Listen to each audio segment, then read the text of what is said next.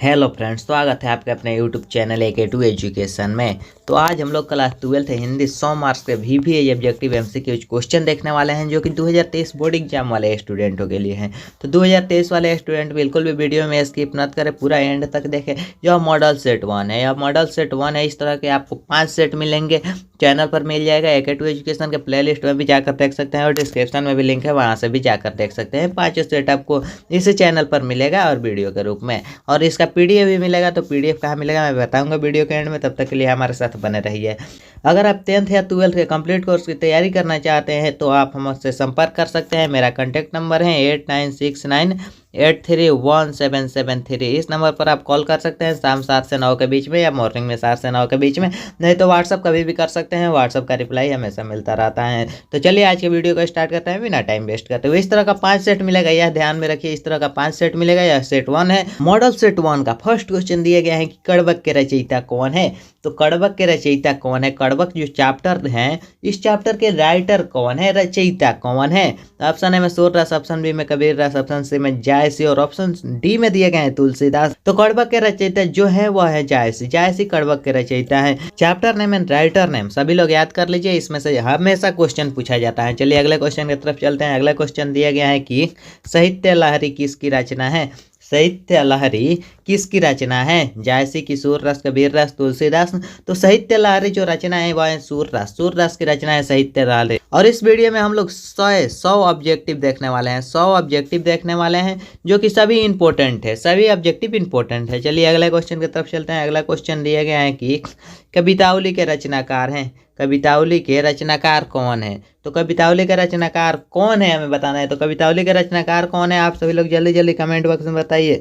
कवितावली के रचनाकार हैं तुलसीदास। तुलसीदास कवितावली के रचनाकार हैं। अगला क्वेश्चन है छत्रसाल दशक के रचनाकार हैं। छत्रसाल दशक के रचनाकार कौन है। तो छत्रसाल दशक जो है यह भूषण के द्वारा रचना किया गया है। छत्रसाल दशक काफी अच्छा चैप्टर है, या आप लोग इसको अभी नहीं पढ़े हैं तो फिर से भी आप पढ़ सकते हैं इस चैप्टर को। ज्यादा टाइम भी नहीं लगेगा इस चैप्टर को पढ़ने में। चलिए अगला क्वेश्चन देखते हैं। अगला क्वेश्चन दिया गया है कि गुलेरी जी की कहानी उसने कहा था। गुलेरी जी ने जो कहानी लिखे है उसने कहा था किस शहर के भीड़ भरे बाजार में से शुरू हुई। यह कहानी किस शहर के भीड़ भरे बाजार से शुरू हुई।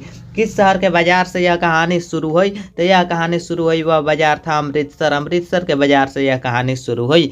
चलिए अगला क्वेश्चन देखते हैं। अगला क्वेश्चन दिया गया है कि भारतीय सिपाहियों का किसके साथ संघर्ष हुआ था। भारतीय सिपाहियों का जो संघर्ष हुआ था वह किसके साथ हुआ था। क्या तुर्की के साथ, या फ्रांसीसियों के साथ, अंग्रेजों के साथ, या जर्मनी के साथ। तो भारतीय सिपाहियों के जो साथ संघर्ष हुआ था वह था जर्मनी के साथ संघर्ष हुआ था भारतीय सिपाहियों को। अगला क्वेश्चन दिया गया है जयप्रकाश नारायण 1974 ईस्वी। जयप्रकाश नारायण 1974 ईस्वी आपातकाल के दौरान किस आंदोलन के लिए जेल गए थे। जो कि जयप्रकाश नारायण 1974 ईस्वी में आपातकाल के दौरान किस आंदोलन के लिए जेल गए थे। किस आंदोलन के लिए जयप्रकाश नारायण जेल गए थे 1974 ईस्वी में। तो 1974 ईस्वी में जयप्रकाश नारायण जिस आंदोलन के लिए जेल गए थे वह था छात्र आंदोलन। छात्र आंदोलन के लिए जयप्रकाश नारायण जेल गए थे। अगला क्वेश्चन देखते हैं। अगला क्वेश्चन दिए गए हैं कि जयप्रकाश नारायण के पिता का नाम क्या है। जयप्रकाश नारायण के पिता का नाम क्या है। तो जयप्रकाश नारायण के पिता का नाम क्या है। तो जयप्रकाश नारायण के पिता का नाम जो है हर्षोदयाल। हर्षोदयाल नाम है जयप्रकाश नारायण जी के पिता का, हर्षोदयाल नाम है। अगला क्वेश्चन है रेणुका किसकी रचना है। रेणुका किसकी रचना है। तो रेणुका जो रचना है वह है चंद्र शर्मा गुलेरी की। रेणुका जो रचना है वह है चंद्र शर्मा गुलेरी की रचना रेणुका है। सभी क्वेश्चन इंपॉर्टेंट हैं, कृपया याद करते चले आप सभी लोग। अगला क्वेश्चन दिए गए हैं कि मालती के पति का क्या नाम था। मालती के पति का क्या नाम था। यह क्वेश्चन 100% गारंटी आपके बोर्ड एग्जाम में पूछा जाएगा। मालती के पति का क्या नाम था, या मालती के पति पेशे से क्या थे। तो मालती के पति का क्या नाम था। तो मालती के पति का नाम था महेश्वर। मालती के पति का नाम था महेश्वर। अगला क्वेश्चन दिया गया है कि कहरानामा किसकी रचना है। कहरानामा किसकी कृति है। तो कहरनामा किसकी कृति है हमें बताना है। तो कहरनामा जो कृति है जो मलिक मोहम्मद जायसी की है। अब आप लोगों में से बहुत सारे लोग स्टूडेंटों का यह डाउट होगा कहरनामा तो चैप्टर में है ही नहीं, लेकिन पूरा मलिक मोहम्मद जायसी के बारे में पढ़िएगा तो मलिक मोहम्मद जायसी की ही एक कृति है कहरनामा। अंदर से भी क्वेश्चन पूछ दिया जाता है ऑब्जेक्टिव में हिंदी में। तो आप पूरा लेखक के बारे में और चैप्टर के बारे में याद कर लीजिए। चलिए अगला क्वेश्चन देखते हैं। अगला क्वेश्चन दिया गया है कि साहित्य लहरी रचना है। साहित्य लहरी किसकी रचना है? यह तो आप सभी लोग जानते ही होंगे साहित्य लहरी किसकी रचना है। तो साहित्य लहरी रचना है सूरदास की। सूरदास की रचना है साहित्य लहरी। अगला क्वेश्चन देखते हैं। अगला क्वेश्चन दिया गया है कि सूरदास के 3 प्रधान कवि विषय हैं।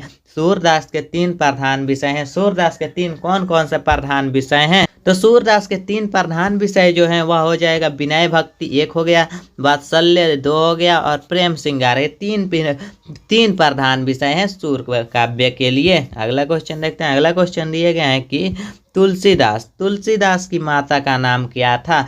तुलसीदास के माता का नाम क्या था? तो तुलसीदास के माता का नाम क्या था? तो तुलसीदास की माता का नाम जो था वो था हुलसी। हुलसी नाम था तुलसीदास के माता का नाम।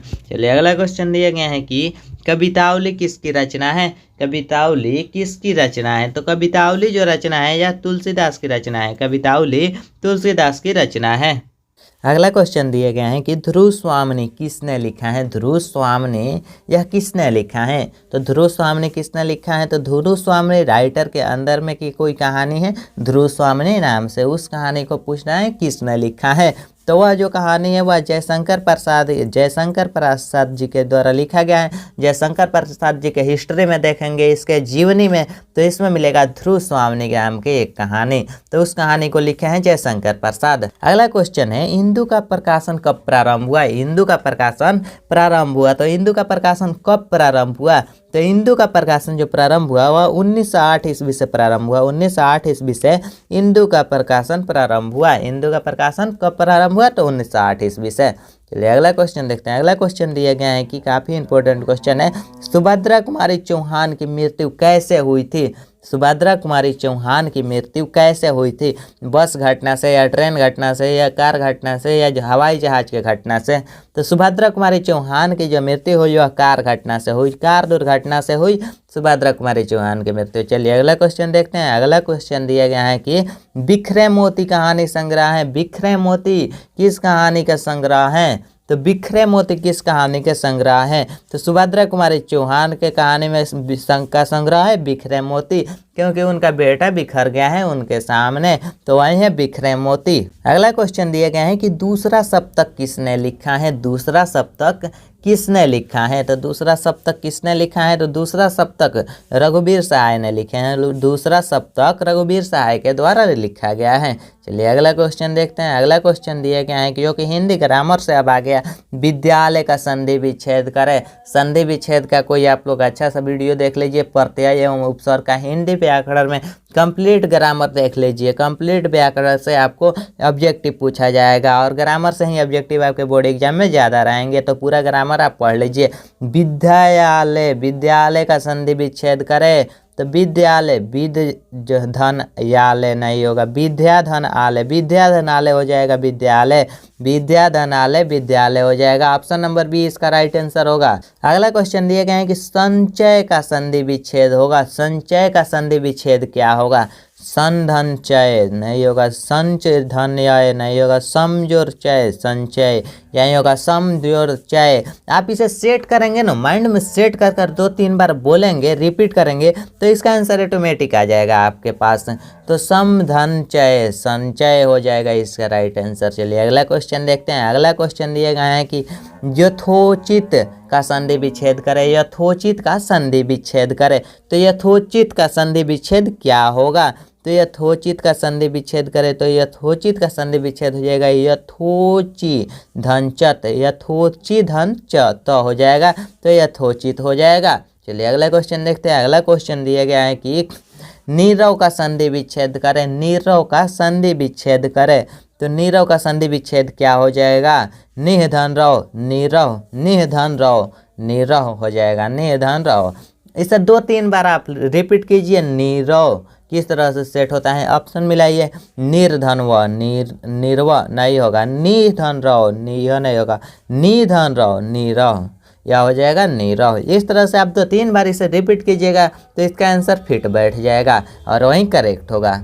अगला क्वेश्चन दिए गए हैं तथापि। तथापि का संधि विच्छेद करें। संधि विच्छेद आपके बोर्ड एग्जाम में बहुत ज़्यादा पूछा जाता है, इसलिए संधि ग्रामर से भी हम क्वेश्चन ज़्यादा लिए हैं। तथापि के संधि विच्छेद कौन सा होगा? तथापि का संधि विच्छेद कौन होगा? एक्सप्लेन करने में ज़्यादा टाइम वेस्ट हो रहा है, इसलिए मैं डायरेक्ट आंसर के साथ आगे बढ़ रहा हूँ। चलिए, तथापि का संधि विच्छेद क्या होगा? आप लोग हिंदी ग्रामर के संधि का पूरा वीडियो एक देख लीजिए, यूट्यूब पर बहुत सारे टीचर हैं जो कि बनाए हुए हैं, तो आप देख लीजिए किसी भी टीचर का एक अच्छा सा वीडियो। मैं सजेस्ट करूंगा अनुसार का हिंदी ग्रामर में वीडियो देखते रहिए, बहुत अच्छा समझाते हैं वह भी। चलिए, अगला क्वेश्चन दिए गए हैं तथापि के संधि विच्छेद कौन सा है? तो तथा जोड़ापि हो जाएगा तथापि का संधि विच्छेद। चलिए, अगला क्वेश्चन दिया गया है कि अगला क्वेश्चन उपसर्ग से आ गया। उपसर्ग, यह ध्यान में रखिए, उपसर्ग पहले लगता है और प्रत्यय बाद में लगता है। जैसे यहाँ है अतिशय, अतिशय में कौन सा उपसर्ग है? यहाँ प्रत्यय नहीं पूछा जा रहा है, प्रत्यय पूछा जाता तो वह पीछे लगता है, और उपसर्ग पूछा जा रहा है तो आगे लगता है। आगे जैसे यहाँ लगा है अति, अति इसका उपसर्ग हो जाएगा, अति इसका उपसर्ग हो जाएगा शुरू में लगने वाला, उपसर्ग में शुरू में लगने वाला और प्रत्यय में लास्ट में लगने वाला। चलिए, अगला क्वेश्चन देखते हैं। अगला क्वेश्चन दिया गया है कि स्वागत में उपसर्ग है। स्वागत में कौन सा उपसर्ग है? तो सु उपसर्ग हो जाएगा स्वागत में सु उपसर्ग हो जाएगा। उपसर्ग में जैसे में आ जाता है प्र, प्रा, अप, सम, अनि, अव, निस, निर, दोष, दूर, बी, अड, नि, इस तरह के कुछ मेन उपसर्ग है, उस उपसर्ग को भेज दूंगा, उसी में से आपके बोर्ड एग्जाम में पूछा जाता है अक्सर ज़्यादातर। चलिए, अगला क्वेश्चन दिया गया है कि प्रभुता में कौन सा प्रत्यय है?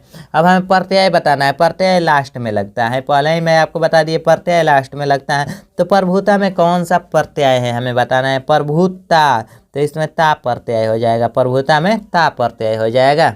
अगला क्वेश्चन है गायक में प्रत्यय है। गायक में कौन सा प्रत्यय है? तो गायक में कौन सा प्रत्यय हो जाएगा? गायक। गायक अलग शब्द हो गया और अ के अलग शब्द हो गए। गायक बोलने से पहले गायक बोलते हैं, गायक, उसमें अ आता है बीच में तो गायक हो जाएगा, इसमें अक प्रत्यय हो जाएगा। चलिए, अगला क्वेश्चन देखते हैं। अगला क्वेश्चन दिया गया है मुहावरा से, जो कि अगला क्वेश्चन मुहावरा है, आप सभी मुहावरा पढ़े होंगे। बाछे खिलना, बाछे खिलना मुहावरा का अर्थ क्या हो जाएगा? बाछे खिलना मुहावरा का अर्थ क्या हो जाएगा? बाछे खिलना मतलब अत्यंत प्रसन्न होना, बाछे खिलना मतलब अत्यंत प्रसन्न होना, इसका मुहावरा हो जाएगा। चलिए, अगला क्वेश्चन देखना है। अगला क्वेश्चन दिया गया है कि हाथ पैर मारना मुहावरा का अर्थ है। हाथ पैर मारना, जैसे 9 2 11 होना मतलब भाग जाना, तो हाथ पैर मारना मुहावरे का क्या अर्थ हो जाएगा? तो हाथ पैर मारना मतलब हो जाएगा काफ़ी प्रयत्न करना, काफ़ी प्रयत्न करना। हाथ पैर मारना मतलब काफ़ी प्रयत्न करना। चलिए, अगला क्वेश्चन देखते हैं। अगला क्वेश्चन दिया गया है कि लेन के देन पढ़ना, लेन के देन पढ़ना मुहावरा का अर्थ क्या हो जाएगा? लेन के देन पढ़ना, तो इस मुहावरा का अर्थ क्या हो जाएगा? मतलब लेन के देन पढ़ना मतलब लाभ के बदले हानि, लाभ होने के जगह पर हानि हो गया, मतलब लेनी के देनी पड़ गया। गांव देहात में लोग बोलते हैं लेनी के देनी पड़ गया, मतलब लाभ के बदला हानि भी हो गया। अगला क्वेश्चन है जो कि संज्ञा से है। संज्ञा भी आप सभी लोग पढ़ लीजिए, संज्ञा से है। हिंदी ग्रामर में जितने भी मेन टॉपिक से क्वेश्चन लिए जाते हैं वह सभी टॉपिक में कवर कर लिया हूँ, जो कि ऑब्जेक्टिव में, और इस सभी का एक एक आप वीडियो देख लीजिए, यूट्यूब पर समझ में आ जाएगा सभी किस तरह से होता है। सोमवार संज्ञा है। सोमवार में कौन सा संज्ञा है? सोमवार, सोमवार नाम देखिए, सोमवार, सोमवार आता है तो सोमवार एक व्यक्तिवाचक संज्ञा हो जाएगा, सोमवार एक व्यक्तिवाचक संज्ञा हो जाएगा। सोमवार कौन सा संज्ञा है? तो व्यक्तिवाचक संज्ञा। घर कौन सा संज्ञा है? तो घर कौन सा संज्ञा है? तो घर एक जाति के संबंध में आता है, जाति का बोध कराता है। घर, घर एक जाति का बोध कराता है तो यह जातिवाचक संज्ञा हो जाएगा। घर जाति का बोध कराता है तो जातिवाचक संज्ञा। अगला क्वेश्चन है कारक। राम कलम से लिखना है में से जो है, राम कलम से यहाँ से दिए गए हैं, यह से किस कारक पे की विभक्ति है? यह से किस कारक की विभक्ति है? तो यह से जो है यह किस कारक की विभक्ति है? संस्कृत में आप लोग पढ़े होंगे ये से कौन सा कारक है? आपादान की, संबंध की, अधिकरण की, कड़र कौन सा कारक है? यह संस्कृत में पढ़े होंगे, वहीं अप्लाई कर देंगे तो हिंदी में इसका राइट आंसर हो जाएगा। तो कौन सा कारक हो जाएगा? से। तो से जो है यह कड़र कारक हो जाएगा, कड़र कारक हो जाएगा से। चलिए, अगला क्वेश्चन देखते हैं। अगला क्वेश्चन दिया गया है कि गीला का विलोम होगा। गीला शब्द का विलोम क्या होगा? गीला मतलब विलोम मतलब उल्टा, विलोम मतलब उल्टा क्या होगा, गीला का उल्टा क्या होगा, तो गीला का उल्टा सूखा हो जाएगा, गीला का उल्टा क्या होगा, तो सूखा हो जाएगा। अगला क्वेश्चन दिया गया है कि उग्र का विलोम होगा, उग्र का विलोम क्या हो जाएगा, तो उग्र का विलोम क्या होगा, तो उग्र का विलोम होगा सौम्य, सौम्य हो जाएगा, उग्र का विलोम सौम्य हो जाएगा। चलिए अगला क्वेश्चन देखते हैं। अगला क्वेश्चन दिया गया है विपरीतार्थक शब्द से, जो कि जागरण का विपरीतार्थक शब्द क्या होगा, जागरण का विपरीतार्थक शब्द क्या होगा, तो जागरण, जागरण मतलब हो जाएगा निद्रा, जागरण का विपरीतार्थक शब्द निद्रा हो जाएगा। चलिए अगला क्वेश्चन देखते हैं। अगला क्वेश्चन दिए गए हैं कि भूत का विपरीतार्थक शब्द क्या होगा, भूत, भूत का विपरीतार्थक शब्द क्या होगा, तो भूत का विपरीतार्थक शब्द हो जाएगा भविष्य, भूत का विपरीतार्थक शब्द भविष्य हो जाएगा। चलिए अगला क्वेश्चन देखते हैं। अगला क्वेश्चन दिया है कि मैं खाना खा चुका, मैं खाना खा चुका तब वह आया, मैं खाना खा चुका तब वह आया, कौन वाक्य है, मैं खाना खा चुका, वाक्य ध्यान से सुनिए, मैं खाना खा चुका मतलब मैं खा चुका तब वह आया, मेरे खाने के बाद मतलब वह आया, मैं खाना खा चुका तब वह आया, यह वाक्य कौन सा है, तो यह संयुक्त वाक्य हो जाएगा, दोनों को जोड़ना है, मैं खाना खा चुका तब वह आया मतलब मेरे खाने के बाद आया, तो संयुक्त वाक्य हो जाएगा। अगला क्वेश्चन दिए गए हैं जो कि शब्द से हैं, चतुर्थ कौन सा शब्द है, चतुर्थ कौन सा शब्द है, 4 प्रकार के शब्द या होते हैं शब्द, 3 शब्द को 3 भागों में बांटा गया है, इन तीनों भागों के भी अलग अलग खंड हैं, तो शब्द के 3 खंडों में से एक खंड का यह 4 भाग हैं, तत्सम, तत्भव, देशज, विदेशज, तो हमें चतुर्थ पूछ रहा है कौन सा शब्द है, तो चतुर्थ, चतुर्थ हो जाएगा तद्भव, तद्भव जो कि ऑप्शन नंबर ए में दिए गए हैं, तद्भव हो जाएगा, तद्भव गलत लिखा गया है, तद्भव, तद्भव शब्द हो जाएगा, यह ऑप्शन नंबर ए इसका राइट आंसर हो जाएगा। चलिए अगला क्वेश्चन दिया गया है कि खिलाड़ी शब्द है, खिलाड़ी कौन सा शब्द है, खिलाड़ी कौन सा शब्द है, तो खिलाड़ी एक विदेशी शब्द है, खिलाड़ी एक विदेशी शब्द है, शब्द पढ़ लीजिएगा आप लोग, हिंदी ग्रामर में आता है शब्द। बखूबी, बखूबी कौन समास है, फिर हम समास में आ गए, बखूबी कौन समास है हमें बताना है, बखूबी कौन सा समास है, तो बखूबी अव्ययी भाव समास है, जो कि बखूबी हो जाएगा अव्ययी भाव समास। चलिए अगला क्वेश्चन दिए गए हैं कि रस भरा कौन समास है, रस भरा, रस भरा कौन समास है, रस भरा जो समास हो जाएगा वो हो जाएगा तत्पुरुष, तत्पुरुष समास हो जाएगा रस भरा, रस भरा कौन समास होगा, तो तत्पुरुष हो जाएगा। चलिए अगला क्वेश्चन दिए गए हैं राजभवन, राजभवन समास है, राजभवन कौन सा समास है, तो राजभवन यह तत्पुरुष समास हो जाएगा, राजभवन, राजभवन तो यह तत्पुरुष समास हो जाएगा, राजभवन तत्पुरुष समास हो गया। चलिए अगला क्वेश्चन दिए गए हैं कि धर्माधर्म समास है, धर्माधर्म कौन सा समास है, समास का एक अच्छा वीडियो अनुसार का मिल जाएगा यूट्यूब पर, उसे देख लीजिए, आपको समास में कोई डाउट नहीं रहेगा। धर्माधर्म समास है, तो धर्माधर्म कौन सा समास है, तो धर्माधर्म एक द्वंद्व समास है, धर्माधर्म द्वंद्व समास है। चलिए अगला क्वेश्चन देखते हैं। अगला क्वेश्चन दिए गए हैं कि त्रिभुवन समास है, तो त्रिभुवन कौन सा समास है, त्रिभुवन कौन सा समास है, तो त्रिभुवन जो समास है वह द्विगु समास है, त्रिभुवन द्विगु समास है, त्रिभुवन द्विगु समास है। चलिए अगला क्वेश्चन देखते हैं। अगला क्वेश्चन दिया गया है कि जो कहा न जा सके उसे क्या कहते हैं, जो कहा न जा सके उसे क्या कहते हैं, मतलब अनेक शब्दों का एक शब्द जो कहा न जा सके कहलाता है, जो कहा न जा सके वह क्या कहलाता है, अकथनीय, अकथनीय कहलाता है, जो कहा न जा सके अकथनीय कहलाता है। चलिए अगला क्वेश्चन देखते हैं। अगला क्वेश्चन दिया गया है कि जिसका कोई नाथ न हो क्या कहलाता है, जिसका कोई नाथ न हो उसे क्या कहेंगे, तो जिसका कोई नाथ नहीं होगा उसे अनाथ कहेंगे। बिल्कुल बिना पढ़े भी कुछ हिंदी में ऐसे ऐसे क्वेश्चन आता है जो कि बिना पढ़े ही आप बना सकते हैं, जैसे जिसका कोई नाथ ना हो तो उसे अनाथ कहेंगे। चलिए अगला क्वेश्चन देखते हैं। अगला क्वेश्चन दिए गए हैं कि कर्म का विशेषण है, कर्म का विशेषण शब्द हमें बताना है, तो कर्म का विशेषण कर्मिक हो जाएगा, कर्म का विशेषण कर्मिक हो जाएगा, कर्मिक हो जाएगा कर्म का विशेषण। चलिए अगला क्वेश्चन दिया गया है कि 1869 से 1875 तक, 1869 से 75 तक बालकृष्ण भट्ट ने किस स्कूल में अध्ययन किया, 1869 से 1875 तक बालकृष्ण भट्ट ने किस स्कूल में अध्ययन किया, तो वह था प्रयाग के मिशन स्कूल में, प्रयाग के मिशन स्कूल में बालकृष्ण भट्ट ने अध्ययन किया, प्रयाग के मिशन स्कूल में 1869 से 1875 ईस्वी तक वह अपने स्कूल में अध्ययन किया। अगला क्वेश्चन दिए गए हैं कि रेल का विकट खेल किसकी रचना है। यह क्वेश्चन कई बार पूछा गया है और इस बार भी पूछा जाएगा 2023 में। रेल का विकट खेल किसकी रचना है, तो रेल का विकट खेल किसकी रचना है, तो रेल का विकट खेल जो रचना है वह बालकृष्ण भट्ट की रचना है, रेल का विकट खेल। अगला क्वेश्चन दिए गए हैं कि बालकृष्ण भट्ट कैसे स्वभाव के व्यक्ति थे। बालकृष्ण भट्ट किस स्वभाव के व्यक्ति थे, नरम के, उदर के, उग्र के, इनमें से कोई नहीं। तो बालकृष्ण भट्ट जो व्यक्ति थे वह नर्म स्वभाव के व्यक्ति थे, नर्म स्वभाव के व्यक्ति थे बालकृष्ण भट्ट। अगला क्वेश्चन दिए गए हैं कि गुलेरी जी ने कुल कितनी कहानियाँ लिखी। गुलेरी जी ने कुल कितनी कहानियाँ लिखी हैं, तो गुलेरी जी ने कितनी कहानियाँ लिखी हैं, तो गुलेरी जी 3 कहानी लिखे हैं, गुलेरी जी 3 कहानी लिखे हैं। चलिए अगला क्वेश्चन देखते हैं। अगला क्वेश्चन दिया गया है कि जयशंकर प्रसाद किस वाद से संबंधित रचनाकार हैं। जयशंकर प्रसाद किस वाद से संबंधित रचनाकार हैं, किस वाद से संबंधित रचनाकार हैं, तो छात्रवाद से संबंधित रचनाकार है, छात्रवाद। छात्र आंदोलन के लिए उन्होंने जेल भी गया, हम लोग पढ़ लिए, ऑब्जेक्टिव देख लिए हैं। चलिए अगला क्वेश्चन देखते हैं। अगला क्वेश्चन दिए गए हैं कि पुत्र वियोग किसकी रचना है। पुत्र वियोग किसकी रचना है, तो आप सभी जानते ही होंगे, सुभद्रा कुमारी चौहान की रचना है पुत्र वियोग सुभद्रा कुमारी चौहान की रचना है। अगला क्वेश्चन दिए गए हैं कि जन जन का चेहरा एक के रचनाकार हैं। जन जन का चेहरा एक के रचनाकार कौन है,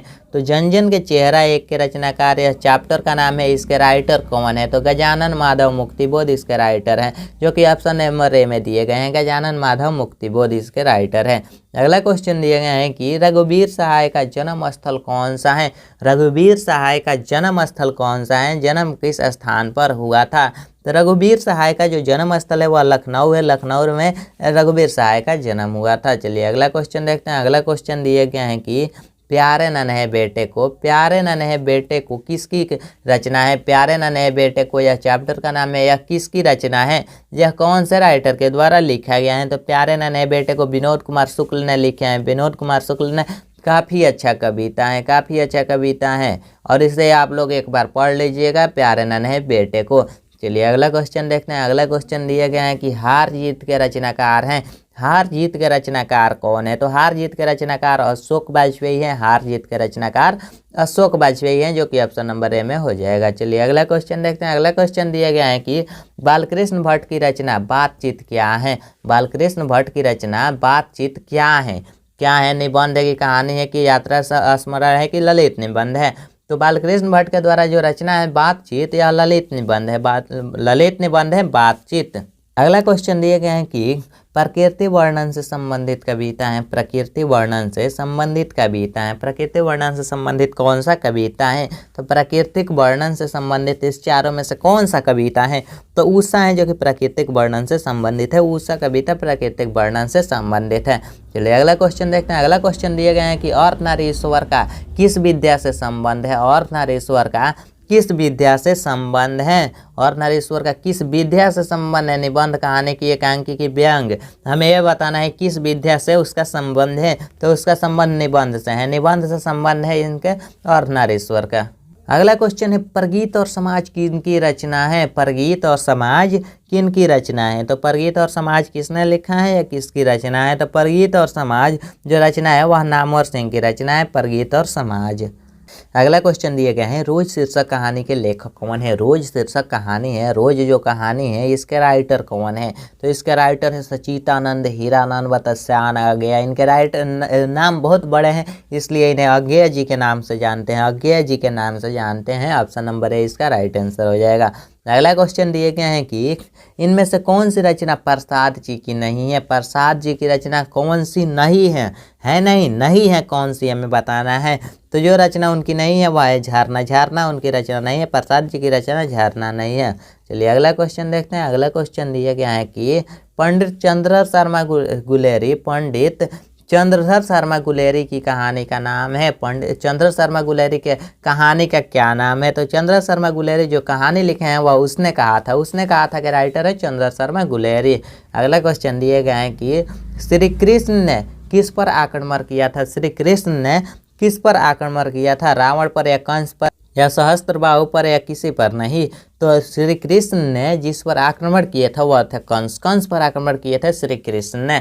तो चलिए इसी तरह अगले क्वेश्चन देखते हैं। या तो रामायण से क्वेश्चन आ गया। चलिए अगला क्वेश्चन देखते हैं। अगला क्वेश्चन दिया गया है कि अगला क्वेश्चन है निम्नलिखित में से कौन से रचनाकार बिहार के हैं। इनमें से कौन से रचनाकार बिहार के हैं। बिहार के कौन से राइटर हैं। तो बिहार के जो राइटर है वह रामधारी सिंह दिनकर हैं, जो कि बेगूसराय के हैं। रामधारी सिंह दिनकर जो कि अपने बिहार से आते हैं। चलिए अगला क्वेश्चन देखते हैं। अगला क्वेश्चन दिया गया है कि तुलसीदास अपना पेट कैसे भरते हैं। तुलसीदास अपना पेट कैसे भरते हैं। ऑप्शन ए में देखिए कविताएं करके, ऑप्शन बी में कथा वचन से, ऑप्शन सी में राम कथा गाकर, ऑप्शन डी में राम श्री राम के नाम लेकर। तो राम श्री राम के नाम लेकर तुलसीदास अपना पेट भरते हैं, जो कि ऑप्शन नंबर डी इसका राइट आंसर होगा। अगला क्वेश्चन दिए गए हैं शिक्षा। शिक्षा जो चैप्टर है शिक्षा शीर्षक निबंध के निबंधकार कौन है। शिक्षा जो कि चैप्टर है इसके निबंधकार कौन है, इसके राइटर कौन है। तो जे कृष्णमूर्ति के द्वारा यह चैप्टर लिखा गया है शिक्षा, जो कि काफ़ी इंपॉर्टेंट चैप्टर है शिक्षा के बारे में। बहुत सारे इसके बारे में अध्ययन किए गए हैं शिक्षा के बारे में। तो चलिए अगला क्वेश्चन देखते हैं। अगला क्वेश्चन दिए गए हैं कि गाँव के घर कविता के कवि कौन है। तो गांव के घर कविता के कवि कौन है। तो गांव के घर कविता के कवि हैं ज्ञानेंद्र पति। ज्ञानेंद्र पति इसके राइटर है। गांव के घर चैप्टर के राइटर हैं ज्ञानेंद्र पति हो जाएगा, इसके कवि ज्ञानेंद्र पति हो गए। चलिए अगला क्वेश्चन देखते हैं। अगला क्वेश्चन दिए गए हैं जो काफ़ी इंपॉर्टेंट हैं। ओ सदा नीरा शीर्षक में किस महापुरुष की चर्चा है। ओ सदा नीरा शीर्षक में किस महापुरुष की चर्चा की गई है। तो वो सदा नीरा जो चैप्टर है इसमें वह महापुरुष हैं, वह महापुरुष हो जाएगा महात्मा गांधी। महात्मा गांधी के चर्चा किए गए हैं, महात्मा गांधी के चर्चा किया गया है। तो चलिए अगला क्वेश्चन देखते हैं। अगला क्वेश्चन दिए गए हैं कि भगवान श्री कृष्ण किस कवि के पूज्य थे। भगवान श्री कृष्ण किस कवि के पूज्य थे। तो सूरदास हो जाएगा इसका राइट आंसर। भगवान श्री कृष्ण किस कवि के पूज्य थे। तो सूरदास के पूज्य थे। अगला क्वेश्चन है जो कि 75 नंबर क्वेश्चन है। 100 हम लोग क्वेश्चन देखने वाले हैं इस वीडियो में। 100 ऑब्जेक्टिव क्वेश्चन देखेंगे, जो कि 75 नंबर क्वेश्चन पर अब हम आ चुके हैं। जूठन शीर्षक की विद्या क्या है। जूठन शीर्षक की विद्या क्या है। कहानी या शब्द चित्र है या आत्मकथा है या इनमें से कोई नहीं। आप यहाँ तक आ गए हैं तो इस क्वेश्चन का जवाब आप कमेंट बॉक्स में ज़रूर दीजिए। हम जानते हैं कि बहुत सारे बच्चे आधे में ही वीडियो छोड़कर चले हो गए होंगे, इसलिए मैंने वहाँ पर कोई गाइडेंस नहीं दिया और क्वेश्चन भी नहीं दिया कि आप लोग कमेंट बॉक्स में जवाब दीजिए। अभी तक वीडियो देख रहे हैं तो इस क्वेश्चन का जवाब आप कमेंट बॉक्स में जरूर दीजिए। अगला क्वेश्चन दिए गए हैं जयशंकर प्रसाद की श्रेष्ठ कृति है। जयशंकर प्रसाद की श्रेष्ठ कृति कौन सी है। तो जयशंकर प्रसाद की जो सबसे श्रेष्ठ कृति है और आप सुने भी होंगे कमायनी है। कमायनी है इसकी श्रेष्ठ कृति, जो कि ऑप्शन नंबर ए में दिया गया है। तो चलिए अगला क्वेश्चन की तरफ चलते हैं। अगला क्वेश्चन दिया गया है कि निम्नलिखित में कौन अज्ञेय के उपन्यास नहीं है। निम्नलिखित में कौन अज्ञेय जी के उपन्यास नहीं है। तो अज्ञेय के उपन्यास कौन नहीं है। तो नहीं होगा त्रिवेणी नहीं है, त्रिवेणी नहीं होगा। चलिए अगला क्वेश्चन देखते हैं। अगला क्वेश्चन दिए गए हैं कि मुक्तिबोध का जन्म हुआ था। मुक्तिबोध का जन्म कहाँ हुआ था। तो मुक्तिबोध का जन्म कहाँ हुआ था। सयोपुर हुआ था। सयोपुर में मुक्तिबोध का जन्म हुआ था। अगला क्वेश्चन है मालती किस शीर्षक की पात्रा है। मतलब मालती किस चैप्टर की पात्रा है। तो मालती जो पात्रा है, मालती के बारे में फुल अध्ययन दिए गए हैं। वह चैप्टर है रोज, जो कि सचिता हीरानंद अज्ञेय जी के द्वारा लिखा गया है। रोज चैप्टर की पात्रा है। तो चलिए अगला क्वेश्चन देखते हैं। अगला क्वेश्चन दिए गए हैं कि सुभद्रा कुमारी चौहान के मृत्यु का कारण है। तो सुभद्रा कुमारी चौहान के मृत्यु का कारण क्या है। पहले भी हम लोग यह ऑब्जेक्टिव क्वेश्चन देख चुके हैं। कार दुर्घटना के कारण उनके मृत्यु हुई, मगर उसमें अलग अलग ऑप्शन था और इसमें अलग अलग ऑप्शन है, लेकिन कार दुर्घटना आप याद रखिए। चलिए अगला क्वेश्चन देखते हैं। अगला क्वेश्चन दिए गए हैं कि रजनीश का संधि विच्छेद करें। रजनीश का संधि विच्छेद करें। तो अब हम लोग संधि विच्छेद में आ गए हैं। तो रजनीश का संधि विच्छेद करें। तो रजनी जोड़ ईस हो जाएगा, रजनी संधि विच्छेद। अगला क्वेश्चन दिए गए हैं कि पावन का संधि विच्छेद है। पावन का संधि विच्छेद क्या होगा। तो पावन पौ जोड़ अन हो जाएगा, पावन का संधि विच्छेद। पौ जोड़ अन हो जाएगा, पावन का संधि विच्छेद। अगला क्वेश्चन है सत्कार का संधि विच्छेद है। सत्कार का संधि विच्छेद पहले ही आपको बता दिए कि 2-3 बार आप उस क्वेश्चन को 2 खंडों में या 4 ऑप्शन है ना, चारों में ऐड कर देखिए, एक ना एक अप्लाई होगा, वहीं सही हो जाएगा। तो 83 नंबर क्वेश्चन है सत्कार का संधि विच्छेद करें। तो सत्कार का संधि विच्छेद हो जाएगा सतधनकार, सतधनकार हो जाएगा सत्कार। तो चलिए अगला क्वेश्चन देखते हैं। अगला क्वेश्चन है दिनेश का संधि विच्छेद करें। दिनेश का संधि विच्छेद करें। तो दिनेश, दिन जोड़ इस, दिनेश हो जाएगा दिन जोड़ धन इस, दिन धन इस हो जाएगा दिनेश। चलिए अगला क्वेश्चन दिए गए हैं कि आगमन, आगमन में कौन सा उपसर्ग है। उपसर्ग पहले लगता है और प्रत्यय बाद में, आपको पहले ही बता दिए हैं। तो आगमन में आगमन, गमन एक वर्ड बन रहा है और आ पहले आ रहा है, तो आ उपसर्ग हो जाएगा, आ उपसर्ग हो जाएगा। अगला क्वेश्चन दिए गए हैं कि पूर्णिमा में कौन सा प्रत्यय है। पूर्णिमा में कौन सा प्रत्यय है, प्रत्यय लास्ट में लगता है। पूर्णिमा, पूर्णिमा में कौन सा प्रत्यय है। तो ईमा हो जाएगा, ईमा प्रत्यय हो जाएगा पूर्णिमा में। अगला क्वेश्चन दिए गए हैं कि जलज, जलज कौन सा समास है। जलज में कौन सा समास है। तो जलज, जलज में कौन सा समास है। तो तत्पुरुष समास हो जाएगा, जलज में तत्पुरुष समास है। चलिए अगला क्वेश्चन देखते हैं। अगला क्वेश्चन दिए गए हैं कि देवालय कौन सा समास है। देवालय कौन सा समास है। तो देवालय कौन सा समास है। तो देवालय तत्पुरुष समास हो जाएगा, देवालय तत्पुरुष समास हो जाएगा। चलिए अगला क्वेश्चन देखते हैं। अगला क्वेश्चन यह कई बार बोर्ड एग्जाम में पूछ दिया गया है और काफ़ी यह क्वेश्चन भी एक क्वेश्चन है कि लंबोदर कौन सा समास है। लंबोदर कौन सा समास है। तो लंबोदर कौन सा समास है, जिसका उदर लंबा हो लंबोदर कहते हैं। तो यह जो समास हो जाएगा बहुब्रीहि समास है, लंबोदर बहुब्रीहि समास है। तो चलिए अगला क्वेश्चन देखते हैं। अगला क्वेश्चन दिया गया है कि रात दिन कौन सा समास है। रात दिन कौन सा समास है। तो रात दिन कौन सा समास है। तो रात दिन एक द्वंद्व समास हो जाएगा, रात दिन द्वंद्व समास है। चलिए अगला क्वेश्चन देखते हैं। अगला क्वेश्चन दिए गए हैं कि प्रतिदिन, प्रतिदिन में कौन सा समास है। प्रतिदिन कौन सा समास है। तो प्रतिदिन अव्ययी भाव समास हो जाएगा, प्रतिदिन अव्ययी भाव समास है। चलिए अगला क्वेश्चन देखते हैं। अगला क्वेश्चन दिए गए हैं कि आग का पर्यायवाची शब्द है। आग का पर्यायवाची शब्द क्या होगा। तो आग का पर्यायवाची शब्द होता है अग्नि। आग का पर्यायवाची शब्द अग्नि हो जाएगा, आग का पर्यायवाची शब्द अग्नि हो जाएगा। चलिए अगला क्वेश्चन दिए गए हैं कि ईश्वर का पर्यायवाची शब्द क्या होगा। ईश्वर का पर्यायवाची शब्द क्या होगा। ईश्वर का पर्यायवाची शब्द क्या होगा। तो ईश्वर का पर्यायवाची शब्द परमात्मा हो जाएगा, परमात्मा न होगा ईश्वर का पर्यायवाची शब्द। अगला क्वेश्चन दिए गए हैं कि अंधकार का विलोम है। अंधकार का विलोम शब्द क्या होगा, मतलब उल्टा शब्द क्या होगा। तो अंधकार का विलोम शब्द क्या हो जाएगा। 94 नंबर क्वेश्चन है। अंधकार का विलोम शब्द प्रकाश हो जाएगा, अंधकार का विलोम शब्द प्रकाश होगा। चलिए अगले क्वेश्चन दिए गए हैं कि गोरा का विलोम शब्द। बहुत सारे बच्चे कहते हैं तू गोरा है मैं काला हूँ, तो गोरा का विलोम शब्द आप लोग बताइए। यह क्वेश्चन आपके लिए है, गोरा का विलोम शब्द क्या होगा।